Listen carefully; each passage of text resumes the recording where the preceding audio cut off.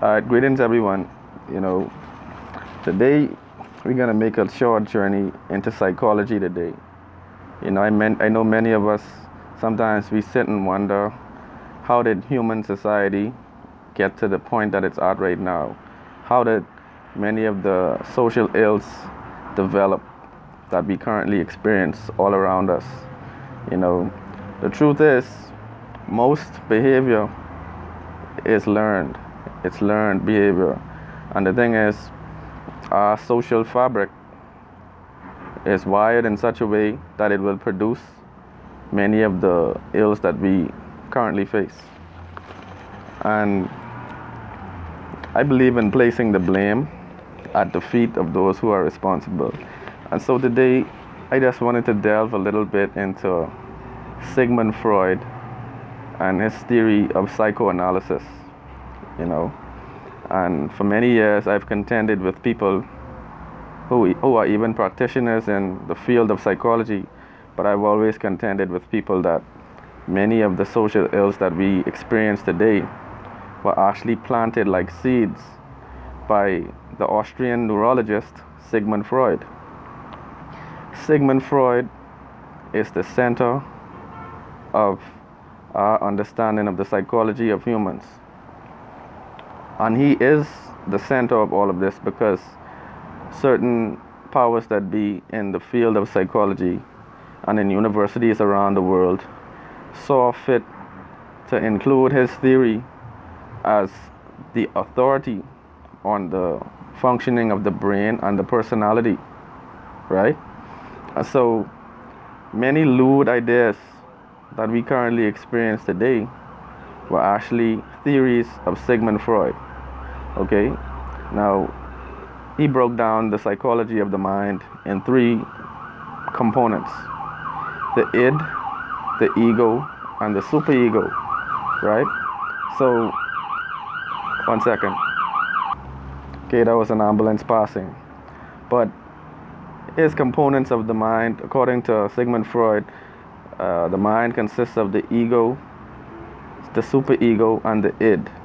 Okay, the id, ego, and superego, right? Now, we all hear the word ego every day.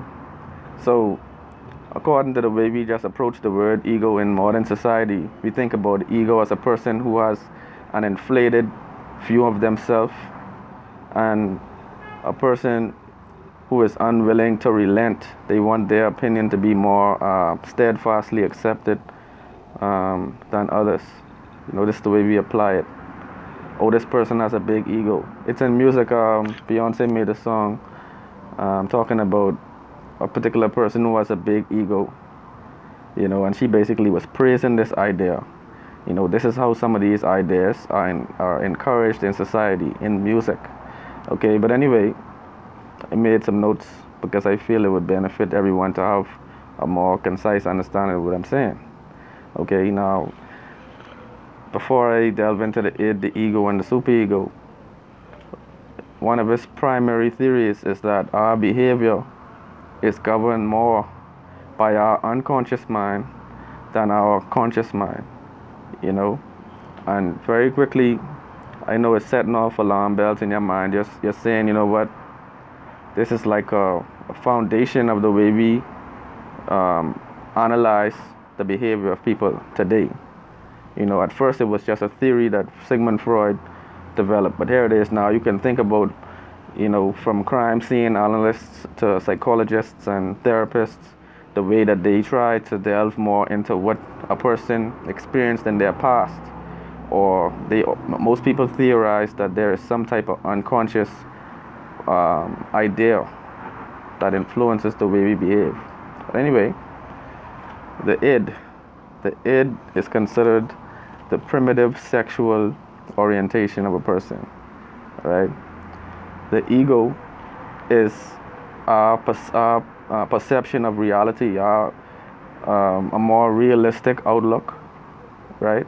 And the superego is our moral conscience and our notions of perfection and ideals, right? So apparently, the ego is the mediator between the id, which is primitive sexual drive, and the superego, which is moral conscience. So basically, if you can think of many artistic representations of these two voices in the head, right? You always see in movies when they want to talk about a moral dilemma, they will show an angel on one side and a demon on the other side, and this is supposed to be a visual depiction of what is going on in your mind. Apparently, he's theorized that in our minds there is a battle between two natures, right? And what I contend to you is this is all suggestion. This is suggestion. This became the way we socialize ourselves. This became the way we have trained children to perceive themselves. We perceiving that there is some conflict going on. Okay, one side of you is a freak, the other side of you is, I guess, very moralistic. And this is all the psychobabble that are the underpinnings of a modern society. How did we arrive at this point? Listen more carefully now, because this thing gets a little bit more sick as we go along. There it is. Sigmund Freud hypothesized about the Oedipus and Electra complex. Now, what is an Oedipus complex, right? To show you the mind of a European versus the mind of the African. This European psychologist said that children have an unconscious desire for sex with the opposite sex in their parents. So basically, the parent of the opposite sex is being considered the sexual object of the children. Okay, so in other words, they're saying that the daughter unconsciously wants sexual possession of her father and has a competition going on for sexual possession of the father with her mother. And so on. The son, he is saying that the son has a sexual desire for his mother and has an unconscious battle of competition with his father for possession of the mother, you know. So I imagine that for decades preceding the life of Sigmund Freud, we can all see in news reports and in films, in cartoons, where these types of ideas are represented, right? But prior to him theorizing about this, I'm sure that these were not regular occurrences in the world. Perhaps in certain factions of European society, there may have been these type of depraved activities and depraved outlooks.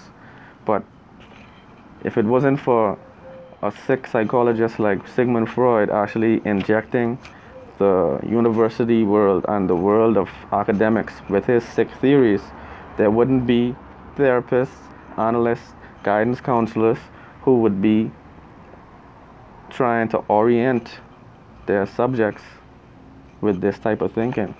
This is an orientation. We learned about this id, ego, and superego. It's possible that if the boundaries of the mind were prescribed in a different way, or described in a different way, perhaps our society would be different.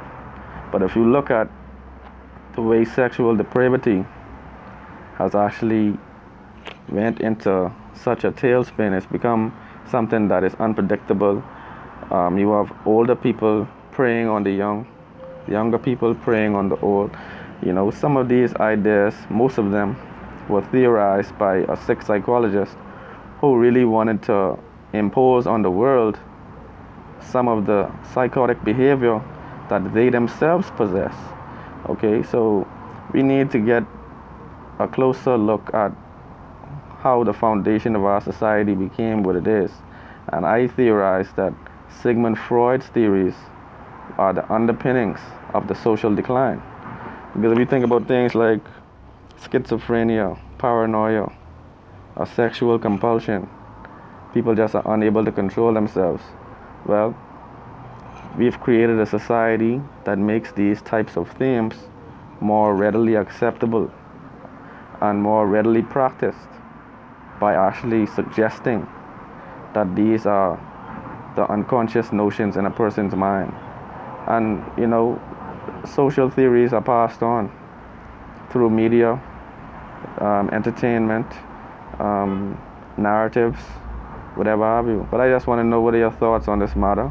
If you're a psychologist, can you prove or disprove what I'm saying? Just give me some clarity, give me some feedback. But You know, Africans need to learn from the school of thought of Africa. We need a more Afrocentric orientation because, as you can see, the European thinkers have wired our society to blow with all of the same sex and all of the other perversions that exist today. These were planted like seeds by European psychologists. But just let me know what your thoughts are. Drop me a comment, like, subscribe. One love.